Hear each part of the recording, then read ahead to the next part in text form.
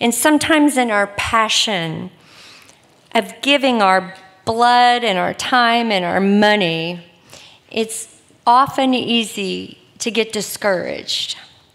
Well, the moderator of our panel today, Marjorie Dannenfelser, is someone who I admire greatly and I look to from afar for encouragement when I get discouraged.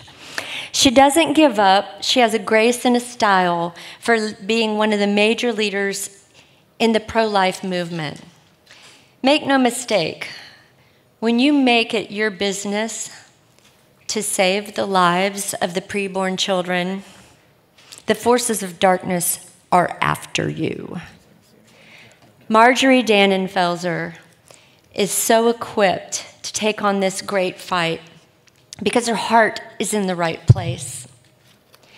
Recently, I was on a phone call with Marjorie, with a conference call, and she reminded all of us that are in this battle what it's all about and the importance of being a servant leader. She said at the end of the conversation, in our servanthood, we are made strong.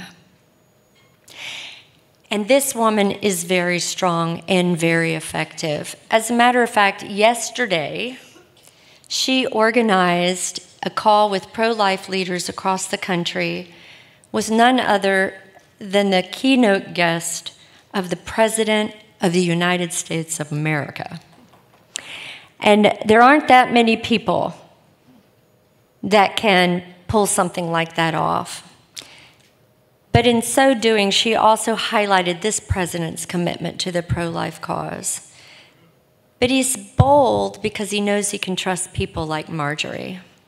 So Marjorie, I can't think of a better person to lead the panel and explain to us where we go from here on the elections and what happened in the 2018 midterms, because you were up front on the battle, and you did so with grace and style and strength, and we're all in your debt. Marjorie. Oh, thank you so much.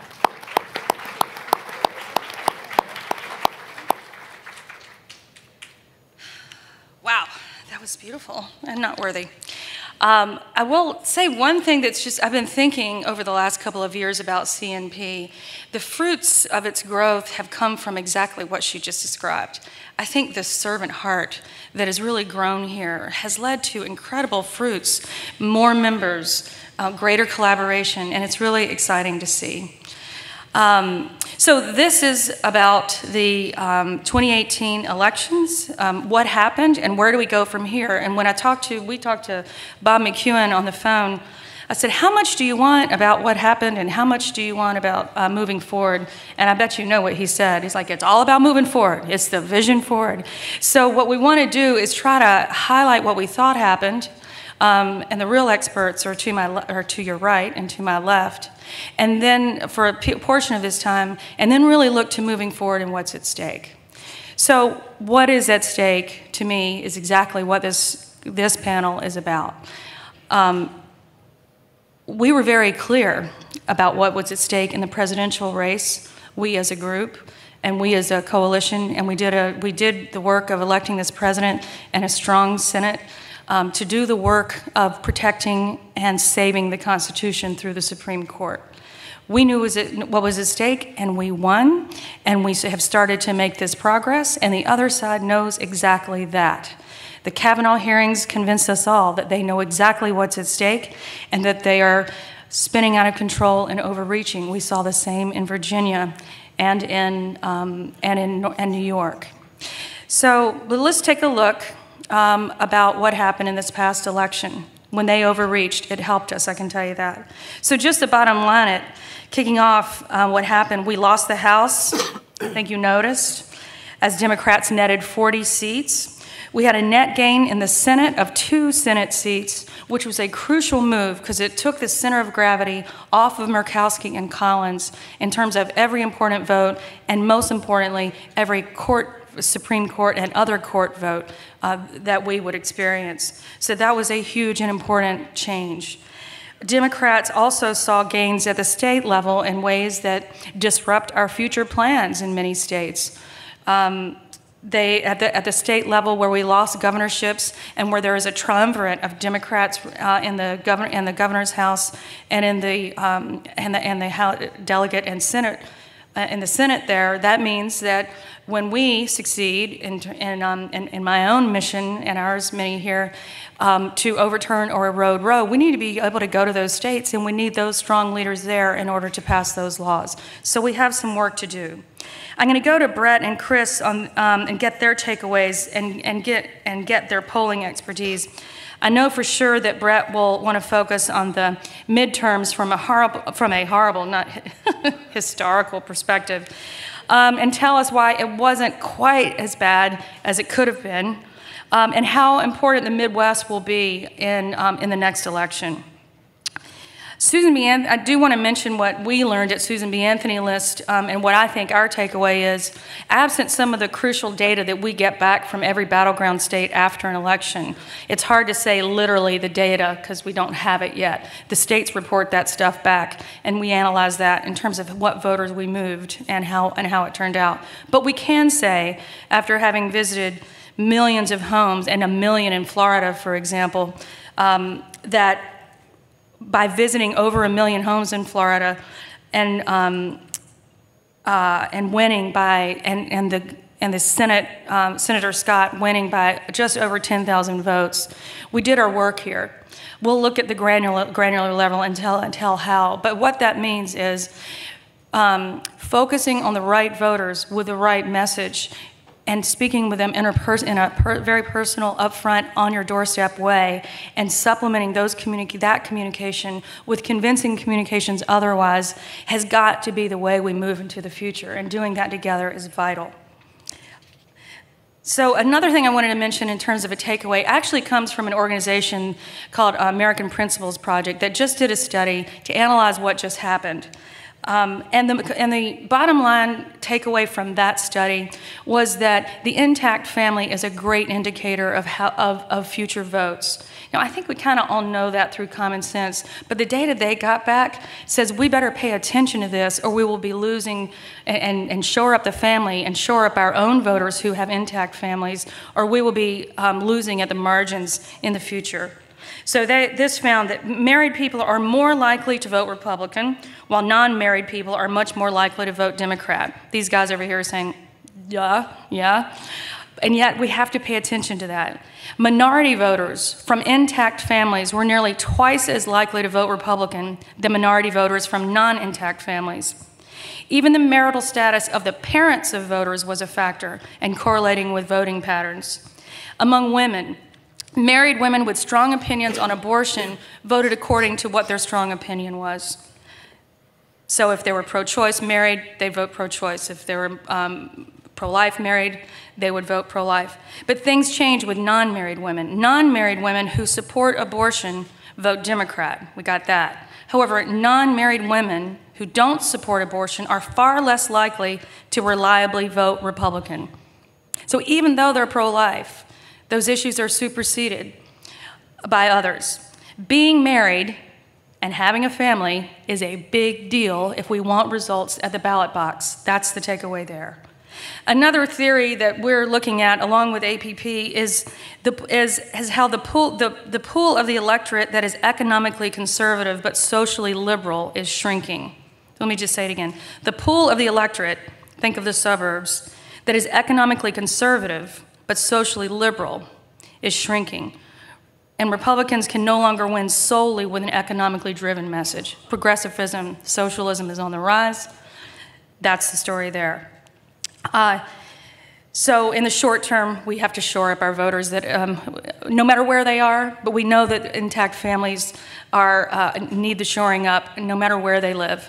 But areas where we're going to be needing to win, like the Midwest, and to slow the attrition in suburbs, we're going to have to go there and focus there. And the longer term is something we all know why we're here, what we love and what's at the heart of CNP, and that is the strengthening of the family is a long-term investment in winning in future elections, saving our Constitution and our future.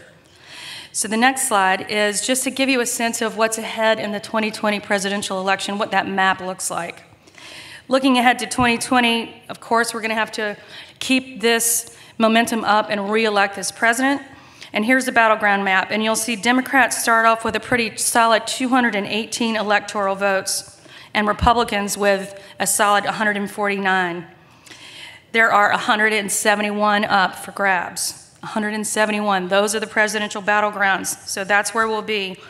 Georgia, Arizona, Texas, and the Midwest are some of the emerging battlegrounds that we're going to have to pay attention to.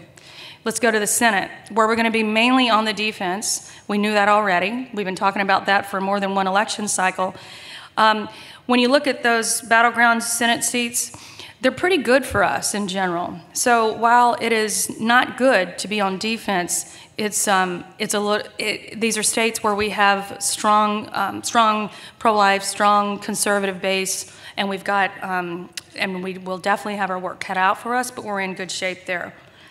We'll be defending that Senate class of 2014 that are rock stars: Joni Ernst, Steve Daines, Tom Tillis, Cassidy, and Cotton. So going on nationalizing the issue, whatever our issue is, I'm just going to speak to the pro-life issue, nationalizing that issue and making sure that then we vote in a very precise way to the particular voters is vital. So the president has done us the beautiful favor of nationalizing the late-term abortion issue. That issue works on an 85% scale. What do I mean by that? If a voter... yeah. If voters in Florida said 85% of them, of the voters that we visited, said that they were against late-term abortion, and they were 85% against taxpayer funding of abortion, and that combined made them 84% less likely to vote for Nelson. They believe these things, they're going to vote against the bad guy. And when it's nationalized in this beautiful way, where he is just on this like a laser beam, not letting up, he found a moment to talk about it. He keeps finding moments to talk about it. It stays in the imagination. It convinces people it's actually happening when most people don't think it's even happening. So I am going to close with this video that shows what's at stake. We know what's at stake. We think we do. 100% sure they know what's at stake. They are seeing all their hopes and dreams go down the tubes with the Supreme Court, moving to maybe a 6th Supreme Justice soon. And the way to make sure that our ascendancy for life and for God continues and theirs diminishes is to stay focused on doing better and better at electing and growing those families that will be the best electors. After this, I'm going to introduce these two awesome guys. One victory for truth can change everything. The anger and hatred that arose from the pro-abortion left was rooted in more than just whether Kavanaugh was qualified for the court or not. Hysteria, insults, and meltdowns inflamed passions to try to derail his nomination. They believe they're losing their so-called right to abortion, their human rights. They're full of anxiety and fear and stoking that same fear in others. But how do we pro-lifers see it all? Do we see this as a monumental moment too? One crucial Supreme Court win, and the path to success is clear. The way we think, act, and react, the way we live, it matters more than ever. Our opportunity is here, and we must not fail. The lives of countless unborn children and their mothers are at stake. We are living in a time when the courts can once again uphold life-saving laws. We are called to keep fighting for justice for the most vulnerable among us. We are called to stand with lawmakers who protect the right to life. We are called to live in harmony with one another. We are called to stand with women and children in need. We are called to rejoice in our victories, but never to rest until all life is protected in this country. We have won this opportunity. We have this moment. We are ready. To triumph over fear. To seize this day. To choose life.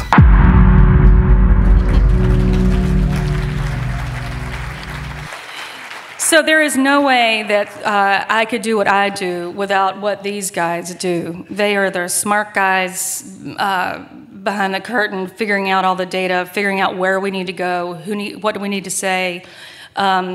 They have data on things you never knew was important, and then you realize all of a sudden, how'd I ever live life without knowing that that data point mattered? My respect for both of them is tremendous. I've known Chris Wilson for many years. He and his wife put on one of the first fundraisers for Susan B. Anthony list ever when no one knew anything. I was running out of my home. He put some faith in us, and I appreciate it. But about him, Chris has done just about everything. He is the CEO of WPA Intelligence, a leading provider of polling and analytics and technology. He was a prime mover behind the Ted Cruz for President campaign, gave him a second place victory in Iowa. He has served on numerous international campaigns, Fortune 500 companies. You'll see him on television just about every night saying something smart to get it all cleared up. I'm really proud that you're on this panel, that I get to be with you. Brett Lloyd is the president and CEO of the polling company, / Woman Trend. You might associate that with Kellyanne Conway. I think that's no accident that she, I don't know how that all happened, but I can't imagine it getting any better, and here we go with Brett. He served as a strategy analyst, polling director, and outside advisor for many congressional, senatorial, gubernatorial campaigns, but here's what I want to say. He actually predicted the Donald Trump win. Who did? I didn't. I think that's amazing. He's one of the few, and if you remember those days moving up to that campaign, who thought that? Well, this guy figured it out and went out on the line and predicted it. So where do you live? You live currently reside in D.C., and it's really important. He wants you to know that he has a beautiful dog named Falcor. So you go first, right? Hello, how we doing, friends? Brett Lloyd. I'm from the polling company. Did some work with the Trump campaign in 16, looking at moving forward here for 2020. I got some slides here that I'm going to pop up on this screen, just to kind of talk about 2018 midterm analysis. I'm going to probably talk about it more in terms of a historical context. I'm just going to run through here what I'm looking at in 2018, what I think is important, moving forward. So when looking at 2018, I wanted to go back and look at another map from when Democrats had a pretty decent win in 2012, the last time they won. The thing that I'm circling here on this map is I'm calling it Mid-Rust. It's Rust Belt, Midwest. Minnesota's not on there, and Indiana isn't really supposed to be in this circle. But Iowa, Wisconsin, Michigan, Ohio, Pennsylvania. This is what I'm looking at if I'm looking at 2018 and what mattered in 2018 and moving forward to 2020. President Obama's average margin of victory in these 5 states was 5.8%. That's down from about 11% from 2008. So he had maybe a 5-6 point drop off there. From 2008. Moving forward to 2016, I'm looking at these same states. What's interesting, if you look, all 5 of those states went Trump. Trump's margin of victory was 3.8%. These 5 states made up 5 of the 6 states that flipped from Obama, or Democrat to Republican, Florida being the other one. And it's interesting to look at Florida from 2012, 2014, 2016, and then 2018, because Florida is not a state that I'm having much of a problem with right now. I'm really focused on these 5 Midwest states. Moving now to 2018, we had a lot of key districts. What I like to do with my data that comes public is I don't like to put my own target lists up when I'm speaking in events like this. I like to use like CBS or ABC or CNN, and people think that's crazy, but I like to do it so that I can use their own words against them. So we're looking at these key districts. Now, granted, I'm talking 5 states, so that makes up 10% of all states, but when we're looking at these 5 states here, we got about 20% of all the key House districts. What's interesting also is if you look, that's not including Minnesota, which had 4 contentious races in 2018. It's also important to remember in 2016, President Trump lost Minnesota by 1.5 points, by a point. He didn't spend $1 there. It's a state that we haven't won since the 70s. That's the one state that Reagan lost in '84. So it's really interesting looking at kind of the shifting demographics in the Midwest. It's also interesting to look at what happened in these 5 states in 2018. So Iowa, Wisconsin, Michigan, and Pennsylvania, the majority of voters there ended up voting Democrat. This is not terribly unexpected. What's maybe a little unexpected is Ohio. In the margins in Ohio, generally speaking, people consider Ohio that bellwether state. Look at what Ohio is going to do, and it can predict the future, whatever else people love about Ohio. But 4.7%, what I did here for these numbers here is I took the raw vote total from the congressional districts, and I put those together and came up with these state numbers. So you lose in Iowa, Wisconsin, Michigan, Pennsylvania in a midterm election after a party switch, after President Trump comes in. I don't think that's terribly surprising. The other state that we saw switch from Republican in 16 to Democrat in 18 was Arizona. I don't think that's terribly surprising. What's also, what I think is a little more surprising also is Florida. If we look back to 2016, won Florida by 1.2%. Move forward to 2018, 5.2%. Now, they had some pretty decent candidates, statewide candidates that did amazing work. But it's interesting. They're going to, in 2020, they're going to have a statewide candidate that's going to do pretty well also, I would assume. So Florida's not one that's given me much trouble, which leads me to say that Iowa, Wisconsin, Michigan, and Pennsylvania, from 2018, I am going to be studying. I'm going to pay attention to any race that comes up there. I'm going to be looking at all the demographic information that I can from those 4 states. I'm going to try to work on probably seeing what we can find out in terms of messaging. It's going to be individualistic from each state standpoint. But that's what I'm really looking at from 2018. 2018 is going to be a tough midterm election, because President Trump had won in 16. We always see this after political party switch in the executive branch. You kind of see a wave election. 2002 is a little bit of an outlier because of 9/11. So the last time you could really equate a midterm election for the Republicans like we saw would be 82. 82 was not a good year for Reagan, but that's the only other instance prior to Watergate, which was worse than this, which Chris reminded me. But Reagan was really the last time that a Republican would have been tested on a midterm after winning the election. So 2018 was the worst political beat in history. That's what we keep hearing. And I said nobody older than 8. 2010 was pretty rough for the Democrats. It wasn't good. From Inauguration Day in 2008 to midterm election day 2010, President Obama's net job approval rating had declined by 38 points. And if you look down here, I put together some little information. President Trump's net job approval at the same time dropped 14 points. So everything that you hear, this is Trump's fault, everything's terrible, and President Trump lost the election. All right.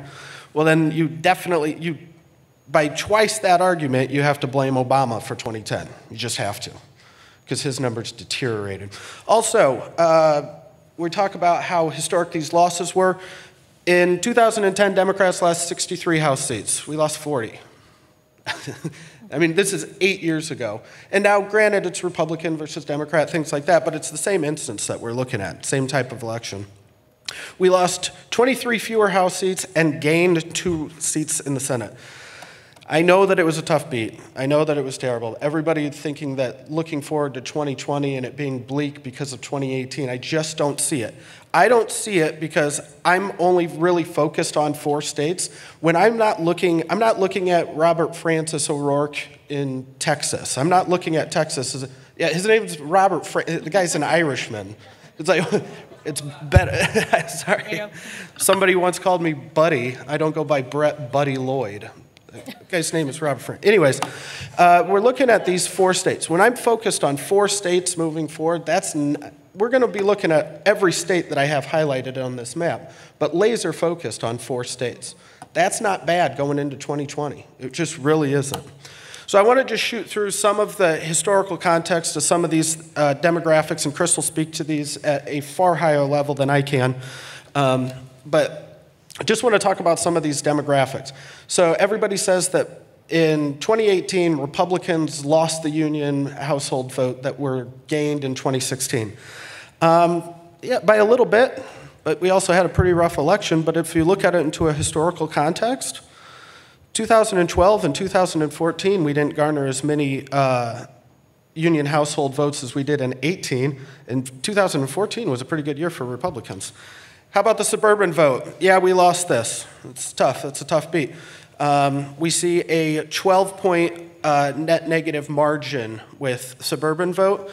If we look back from 2008 to 2010, in 2010, which I don't have on this data, it was actually about twice that the Democrats lost the suburban vote. So it's not that far gone. It's not a terrible beat there. And then I want to go to the female vote share real quick. Female vote share in 2018 was terrible. Now, people blame this sometimes on Trump. That's fine. There's probably arguments that people can make to that. 18 was bad, but I want to really put this female vote share into perspective. So we have female vote share in 18, D plus 19. This isn't good. This is a bad beat, and this is something where we're going to have to come up with some real solid messaging techniques. But people put this in terms, in an argument with a gender gap.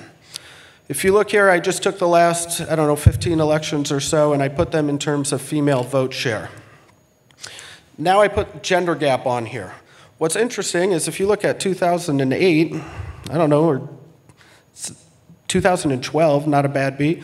These gender gaps actually have to look at the male vote share, though, when we're talking about this. In 2018, Republican R plus 4, that's not that bad. When we look back, we're not going to probably say that 2018 was the absolute end of the Republican Party. It's just not going to be. One last thing, I'm out of time here. I just want to say one thing real quick. When looking at the polling that we have, I put this up, and maybe we can get this somewhere, but a lot of people are talking about the new messaging that's going on. I'm taking this from ABC and from the government shutdown. Under President Obama, the poll was, and I'm going to read this verbatim from what they have, who do you think was mainly responsible for the partial shutdown of the federal government, Obama or the Republicans in Congress? Fast forward to 2018 and 19, and the attack that they have on Republicans and Trump, the verbiage was, as you may know, the federal government has been partially shut down because Donald Trump and Republicans in Congress and Democrats in Congress can't agree on border security. So they actually put some caveats in there. And they tethered the president with Republicans in Congress. So that's just something to keep in mind going forward when you hear everything is bad, when all the numbers are against you. I would keep some of those things in mind. I've ran over my time. I want to pass this forward to Chris. Chris Wilson can speak to these demographics at much higher level than I ever can. Thank you all so much.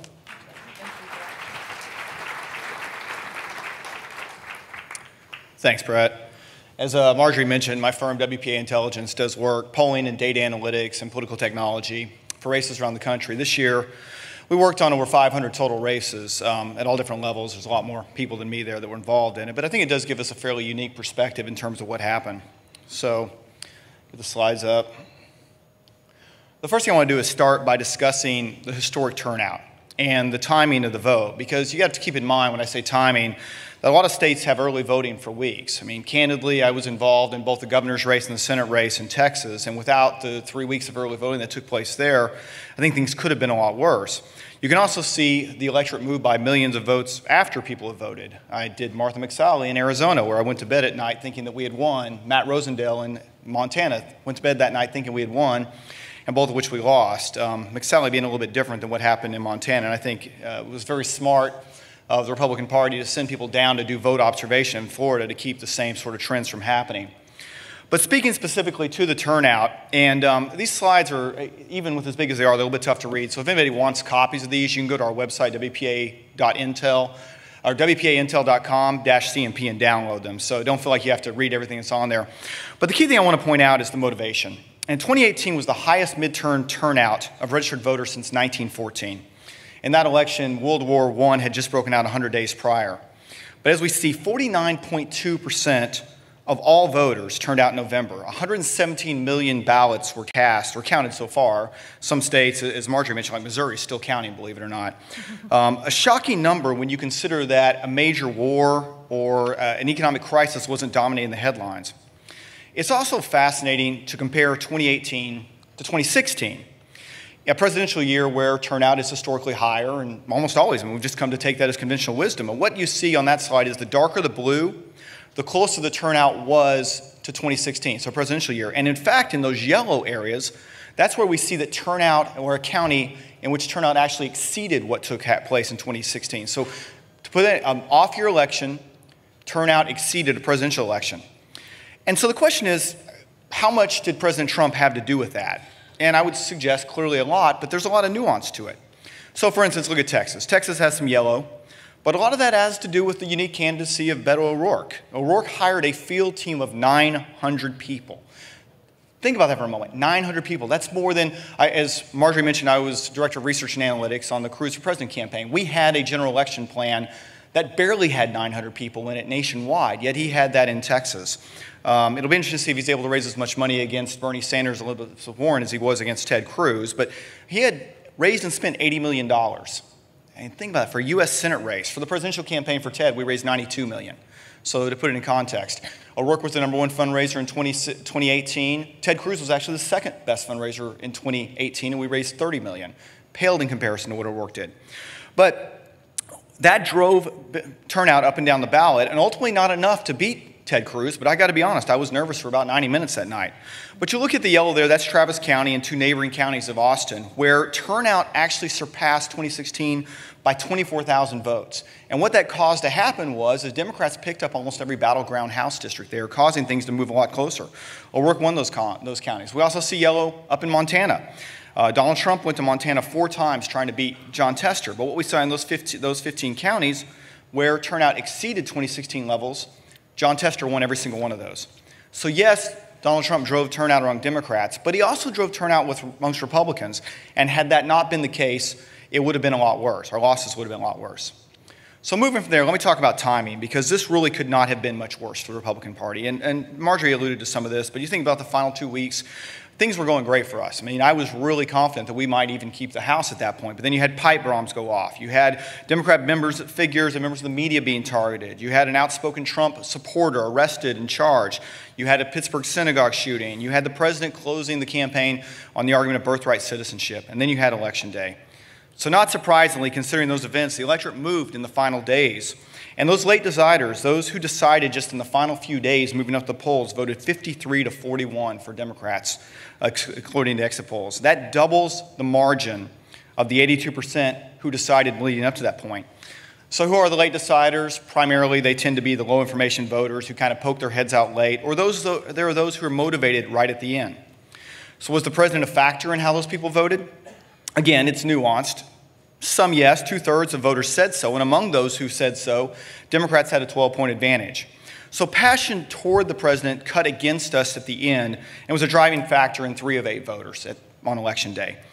But over 80% also said the extremist violence was a factor in their vote, and that all was sort of blamed for us. And if it's to, Brett's polling question illustrates the challenges we have with the media there. But let's talk about shifts that occurred in voting blocks, because Brett alluded to some of this, and I may think it's a little bit worse than he did. And this first slide illustrates, if I can get it to come up, there we go, sort of underscores the idea of 2 Americans. You've probably all seen the chart from 2016 in which it looks like the heartland is all red and the coasts are all blue. And that's sort of what this shows too, in that what we see is 77 of the 83 most urban seats are Democrat held. We had one sad district in New York that Democrats picked up this cycle. But other than those deemed urban or not inner city, we also saw 7 Democrat pickups. So the biggest flip there in the middle is a suburban area where Democrats gained a net of 12 pickups of those 82 districts. So Democrats had small gains in some of the rural areas, but that was kind of political Darwinism. Those are rented seats that I believe strongly will pick up. So to further break down those districts, keep in mind we have very diverse districts here. And it's hard to take in this map, so I'm going to share the categories. You have 70 purely rural districts. Again, for any of you who are taking pictures, you can download this later, and I'll put the website up. 114 rural suburban districts, 86 that I would call sparse suburban, 83 dense suburban, 48 urban suburban, and 34 that are purely urban. So it's no surprise that the more rural, the better the president does. But think of it as layers on a tree. The inner ring is the urban core in the bottom right hand of the slide, where the president does, poorly. But one ring out, he starts to do better, he gets 40%, we kind of grow and grow and grow. In the outer two rings, the president does great. So what was the impact of that? And you can see here 2018 versus 14 and 2018 versus 16. And the key thing here is when we look at those urban districts, and look at how much turnout increased from 2014. Where Republicans suffered the most concerning losses to me, the suburbs, we see the turnout was astronomically high. Turnout in those dense suburban and urban suburban areas was 50% higher than the last midterm elections. And even compared to 16, they were almost as close as the presidential year. The share of white, college-educated voters increased by 3 points from 2014 and 2 points from 2016. So it was actually up over a presidential year. In the past, that wouldn't have been a problem for Republicans. As Brett kind of showed in some of those past elections, the largest increase of white, college-educated voters would have been helpful to us, but it wasn't in 18. So to make this point more finely, we see some examples of some strong shifts toward Democrats in the key suburban counties of the eastern United States. And I could show this all over and it'd look real similar. I actually live in Oklahoma City, Oklahoma, where we lost the 5th district there to a Democrat. Again, we'll take it back, but I don't know that we will these eastern districts. 80% of these highly educated, wealthier suburban areas across the country voted Democratic. And then the last slide. Eventually. There we go. On this slide, you can see only in the South did Republican candidates fight Democrats to draw in the suburbs. Everywhere else, we lost by 10 points or more, and then 20 points out west. Now, much has been made about the loss in Orange County, the original home of Ronald Reagan, where we used to have a lot of really good conservatives out there. I remember my very first, Timmy Teeple and I were talking, we were on the youth council back when we were both a little bit younger. And, Orange County we had all the members that would come out to the CNP meetings. But we lost every single seat out there. But at the same time that we were losing those seats, voters were opposing a housing assistance initiative that was on the ballot and a rent control measure. So it's not like these people have all of a sudden become liberals or disagree with our policies. But it's possible that the highly educated population, kind of launched a protest vote without there being a major ideological realignment. So going forward, that means if Democrats overreach in Congress, which anyone who's heard about the Green New Deal may think that's starting to happen a little bit, these voters, I believe, will course correct if we run solid campaigns in 2020. I think oftentimes politicians react, or newly elected to a majority, mistake a protest vote of the other party as a mandate for their party. And that certainly seems to be the case so far. So one final point on the suburbs. The Republicans, the GOP had a 9-point advantage before this election in these sparse suburban districts. That flipped to a 9-point Democrat advantage. We were already hemorrhaging in the densely suburban districts where Democrats had a 2-to-1 advantage, but now they have a 4-to-1 advantage. If you're a Republican, this is our Alamo. You think about the climatic scene in Saving Private Ryan, where they're about to be overrun and they retreat to the other side of the bridge and blow it up. Well, the key is we can't do that. The GOP cannot retreat in these areas. We have to stay on the same side of the bridge. We need reinforcements to show up, reinforcements like the SBA list. I love that video, by the way. Otherwise, we're going to become a rural-only party. Nothing wrong with rural America. I grew up in a small town, actually grew up on a farm. But we've got to bring suburban voters back in the fold. And I'll stop there, and if there's questions, I can go into how I think we do that in the Q&A. Thanks.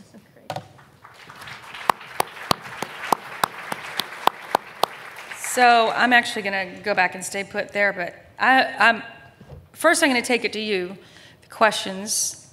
I've got a follow-up question for Chris I bet you're going to ask. And then I'll ask mine after you. I'm sorry, I can't see. Thank you. Brad Dacus, California. In Orange County, as you know, we lost those seats, and much of that was attributed to ballot harvesting, where the state legislature, dominated by Democrats, made it legal for just anyone to go to a nursing home or wherever else and just collect ballots from Democrats who hadn't filled theirs out and actually even helped them fill it out. And that is what actually turned it on almost all those seats that we lost at the very end. The question I have is, they're going to do it again. Is there any effort or strategy where Republicans should start ballot harvesting? Are we above that? But it looks like we're going to keep losing if we don't do that. Yeah, I'm happy to talk about it. You know, I talked a little bit about political Darwinism a little bit, and I would almost put that in that category. I think campaigns are evolving as fast as technology, and campaigns matter. The population on Facebook is larger than the population of China and the United States combined. Google's YouTube has 900 million monthly users. We have got to, as Republicans, do a better job of utilizing data for the purposes of targeting people individually. Marjorie and I were talking about this a little bit backstage. There were 18 companies that were companies like ours, data analytics companies, that evolved out of the Obama data operation. There were 50 people on Obama's data team. There were 5 on Romney's. The evolution between the two parties and the utilization of data and technology is something that we are still paying the price from. Now, I believe we caught up in 2016, but I think they passed us again in 2018, and that'll be written about a lot by professors who do studies on it. And I think that is the key. And speaking directly to voter harvesting, to me, it's kind of like a sporting event in which the rules are changed. Are we going to frown on and protest those rules and say, well, we're not going to shoot a three-point line behind the three-point line because we think that's a bad rule and it should only be worth 2 points? Or are we going to step back and take the shot and learn how to make a three-point shot? We've got to compete under the rules as they're set today. If we leave taking advantage of those new rules to the Democrats, yes, we will continue to lose those elections. Hi, I have 3 pieces of conventional wisdom that the Republicans bought into that strike me as having been pernicious and self-defeating, and I want your comments on them. The first was that it was going to be a blue wave, so we had record numbers of retirements and open seats that we had to defend that we wouldn't have normally had to defend in a midterm, and we all know that open seats are much harder than an incumbent. The second was the conviction that this was going to be a message driven by the importance of economics, when in fact healthcare was the #1 issue, and the cruelty, perceived cruelty, by swing voters and women of Republicans on that issue as well as on immigration. And the third one was the conviction that this was a turnout election, so you focused entirely on the base and you kind of ignored the swing when in fact, as you said, record numbers of people came out, including the swing voters. So if you could address those 3 pieces of conventional wisdom and maybe the ways we should nuance our thinking going forward, that would be helpful. I'm just going to say one thing and I'll leave the rest to you two guys, but yeah, influencing the thinking of the implosion of the House Republicans in failing to run again. I'm not really sure how to do that, but I do think that it was, I'm a huge fan of Speaker Ryan, but that was a majorly bad move in my opinion, that his leadership move was to retire. And that was a bad example, but go ahead. Yeah, a little. So speaking to this was going to be a tough election. We can look back at history and say that this was, 10 was going to be hard for Obama, that 2002 would have been tough for Bush. 94 was tough for Clinton. I mean, we just see these things. 82 was tough for Reagan. This was going to be a tough election. I think that you're absolutely right, though, in looking at this economic versus healthcare. However, I'm kind of looking at it a little bit differently. I believe that if you were to speak or watch focus groups leading into 2016, voters were expecting President Trump to fix the economy. That's trade, that might have been tariffs, it might have been unemployment, whatever it might have been, renegotiations. People were looking for President Trump to fix the economy. If you were to ask them what they're looking for the Republicans in Congress to do, it was going to be reform health care.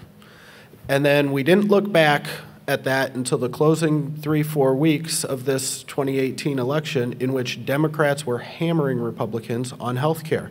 And what were they able to stand on? What were they able to look at their constituents and say they did? So I think that that's the biggest point for me in looking at 2018 and where the tipping point was, is exactly that issue that healthcare became so prominent. And it became prominent, I would also argue, because the economy is doing well. The economy, if you look at top issues facing America right now, go on Gallup right now and look at it. Look at it when Obama was president, 55% of all Americans were saying that the economy is the #1 issue facing America. Look at it now, it's like 8%. So I think that that's one of those issues. Yeah. Chris? Yeah, it's on the retirement side. I think that's the kind of thing that happens whenever you elect a new president. They know they're going into I mean, it happened under Bush, it happened under Clinton, it hadn't happened under Obama. That's kind of, you don't always expect it to be the speaker who's going to do it too, but certainly that didn't help. I mean, Heather, I would probably dispute the health care argument. I believe it was a key issue, but the problem for us was it became pre-existing conditions. It wasn't health care in general. And that was one where it became a very difficult argument for us to fight. And I would say in situations where we were successful, we basically just owned the Democrat position, which isn't exactly something I'm comfortable with. I mean, I got involved with this because I have strong ideological beliefs, and it was that was challenging for me to see that the direction it was going. But I do want to talk about the turnout versus a turnout election versus a swing election. And in essence, I believe that, I mean, if you look at ultimately what happened, the reason why we did not lose more seats, and Brett was, I mean, I sort of gave a lot of negative information. Probably would have been better if Brett had gone second because his was a little more positive. But from a standpoint of districts we could have lost that we didn't, the reason we didn't lose those is because we did turn out our base. And that's why I said whether or not Trump had an impact on this election or not is nuanced. Yes, he did, but he did on both sides. And losses would have been worse without his ability to turn things out. If he hadn't gone into the places he did, we might have lost more seats. So I do think we did a decent job, and I can only speak to the campaigns I was involved in. Let's talk directly to Florida, where you had 2 winning races in the governor's race, which I was involved in, the Senate race. I did work for the Club for Growth that was involved there, and Timmy Tebow could speak to it much more directly than I could. But from a standpoint of being able to turn out our swing voters that leaned Republican, we did that, and we did so successfully. And I also think it gets back to that first question. I think we as Republicans surrender too many tools. And I'll talk about one directly, social pressure. I think we surrender tools because either one, we like to run campaigns the same way we did in 1994 because it was a great year. Why wouldn't we do it again? And then the other reason is we just kind of, it's hard. You know, it takes a lot more work. Let's just put a bunch of money on TV and move on from there rather than targeting people directly. So I think it's not just talking about turnout or swing audiences. It's finding those voters who are actually specifically more likely to vote for us and make sure those are the ones we turn out. Absolutely right.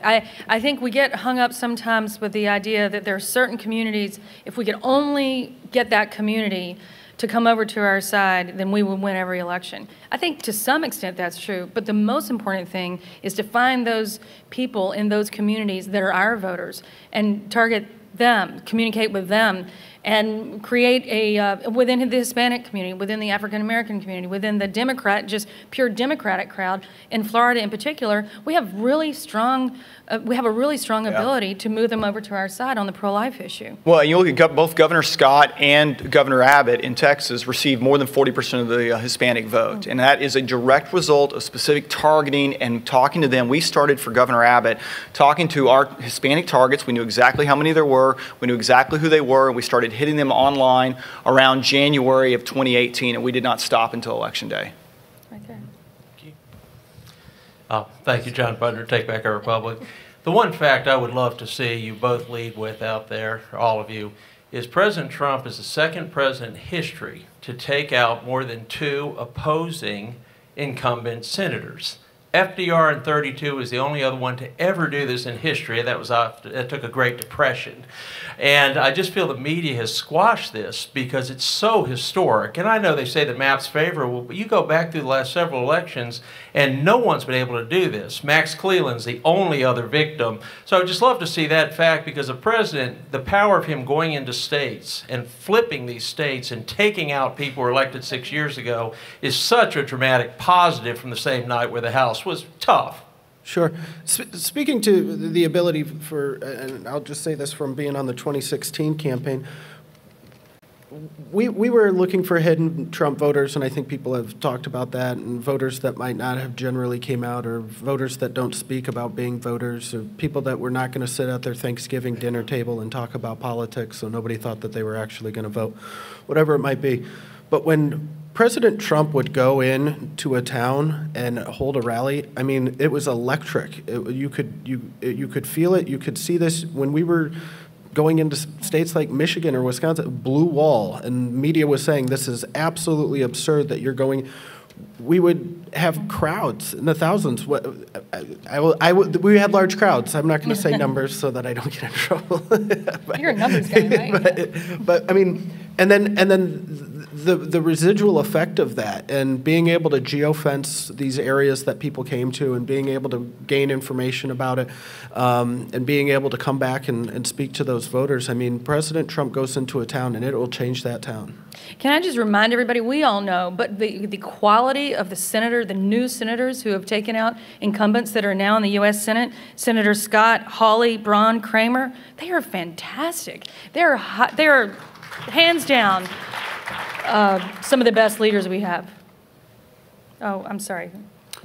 Richard Norman from Virginia.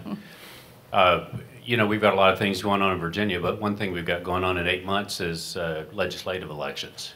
I was just wondering how what you've seen in 2018 might reflect into what's going to happen in Virginia in 2019, given the unusual situation with our 3 statewide elected officials all being called on by their own party to resign. I'm excited about that one. We've targeted several of these legislative races, people who have signed on to Delegate Tran's bill. But of course, there's going to be a new map. Yeah, I think Chris, I'm curious about what I think it's a key example of what I was talking about earlier about Democrats overreaching. It's they had a great cycle in 17, and so they decided to move. They took it as a mandate rather than a rejection of Republicans, and that's really what it was. For fair or unfair, I mean, it was more about that election in 17 was more about Republicans than it was about any sort of Democratic mandate or a series of proposals that they'd introduced. They've now moved too far to the left, and I think it gives us a great opportunity, and I hope we don't squander it. Speaking to Virginia, just a little bit further, Virginia in my book is kind of, you can look at it maybe like in Illinois, where we're running into problems in one specific problem, or one specific geographic location in Virginia. It's not Virginia as a whole, it's Northern Virginia. And that's what you run into with Illinois with like Cook County. You know, you have downstate Republicans, but you're not ever going to be able to win the state unless you're able to, you know, break into DuPage and Cook County, and that's what we're running into with Northern Virginia. We got to find our voters, even in Northern Virginia. Hey, thanks so much. I want to quickly ask you, going back a bit to your last thing, Marjorie. Thank you for the commercial. I thought it was fabulous. Fabulous. Really. I love that. Phenomenal. I made that word. That and political Darwinism are my 2 new favorite words. Yeah. There you go. Quick question for you. What are the real numbers to hit on some of the micro-targeting of communities? So, to your point where you mentioned, you know, you look at Hispanic community, African-American community, I look at that specifically. I'm looking at what are those numbers? Meaning there are people that are swayable in those areas. There are people that are absolutely, you know, pro-life, and the accomplishments of the current president, to say the least, is something that you could take to those communities and package in a way that I think could make a big difference in the election. But if we rely only on the rural vote, we miss it. Mm-hmm. Well, it sounds like you listened. Yeah, that's exactly my point. I think from a standpoint of numbers, it's going to be different by state. I mean, I did work last cycle in Texas, as I've mentioned, in Arizona for McSally, and in Nevada I did both Heller and Laxalt. And our targets in each one of those places were different. And I'll be honest, we did not meet them in any of those states. Maybe that has something to do with me. Maybe I should retire. But anyway, I will say in Texas, our goal for Governor Abbott was to get 50%. Our challenge there, every state had a different challenge. The challenge there was O'Rourke's 900 field reps. It was also straight ticket voting. What we just got wiped out in Harris and Dallas counties by straight ticket voting. That went away. It won't be there in 2020, which makes it feel better about it.